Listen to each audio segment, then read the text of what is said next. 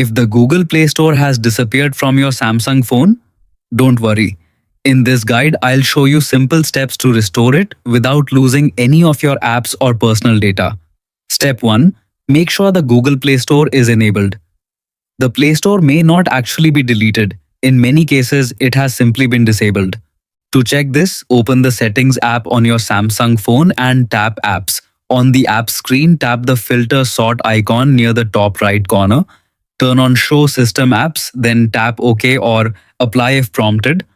This allows system apps including the Google Play Store to appear in the list. Next, tap the search icon and type Google Play Store. Select it from the results. If you see an Enable button at the bottom of the screen, tap it. This will reactivate the Play Store and make it available again. If the button says Disable instead, the app is already enabled, so you can move on to the next step. Step 2. Check if the Play Store is hidden. If the Play Store is enabled but still missing from your app drawer, it may have been hidden by your home screen settings. Go back to Settings, then scroll down and tap Home Screen. Select Hide Apps on Home and Apps screens. You'll now see a list of apps that are currently hidden.